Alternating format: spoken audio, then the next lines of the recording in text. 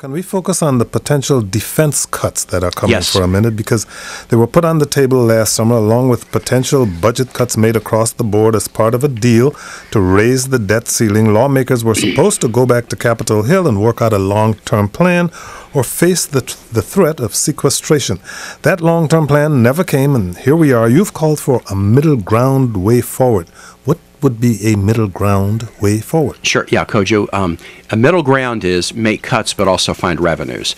Because if we do what Mitt Romney and Paul Ryan, but especially my opponent George Allen says, and recently in a debate he said he wouldn't even have $1 of revenue for $10 of cuts. So if we balance the federal budget all through cuts, we hammer defense, we hammer Medicare, we hammer education. And so what we need to do is find a middle ground. What I've proposed is this. Let the Bush tax cuts expire over $500,000. That will produce more than $500 billion that we can then use to soften the sequester cuts, the cuts to defense and the cuts to health care.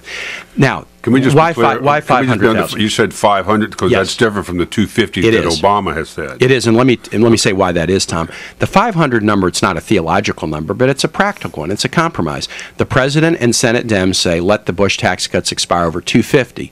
The Senate passed that bill with 100% knowledge that it was going nowhere in the House. The House said, make all the Bush tax cuts permanent, and they passed that bill with 100% knowledge it was going nowhere in the Senate. We can continue to stand in our corners and advocate the positions that we know for a fact will not lead to a resolution, or we can start putting compromises on the table and getting the job done. So what I would say is that Congress ought to do this thing with the Bush tax cuts, let them expire over 500, and then that produces revenue that you can use to soften the sequester cuts on defense and on the non-defense items like health care. My opponent has a different view. He says do it all by cuts, but if you do it all by cuts, you are going to hammer defense and everything else. Let's bring it home to Northern Virginia, where defense is a big issue, of course, Huge. in Hampton Roads. On Monday, July the 30th, Northrop Grumman had a big event to warn about the impact on the defense industry and the private contractors about sequestration. Governor Bob McDonnell was there, Republican. Democrat Congressman Jerry Connolly was there. Yep. Super Democrat Jim Moran was there. And Frank Wolf, Republican, was there.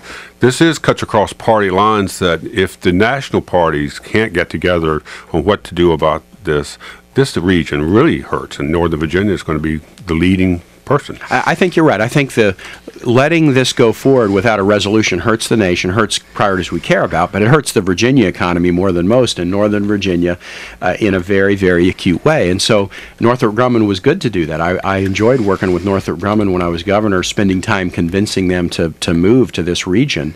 And when you see Frank Wolf and Bob McDonnell and Jerry Connolly and Jim Moran, you know it's bipartisan. That's good. We have to find the solution.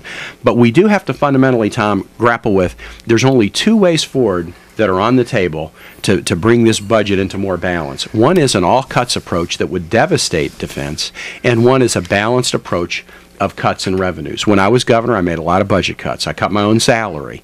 The state budget shrunk, the general fund budget. But I also learned that you can't just cut your way to prosperity. So we need to, take away the subsidies to the Exxon Mobils of the world. We need to let the Bush tax cuts expire at the top end. If we do that, the cuts will not be devastating to our economy and to the priorities like defense that we need.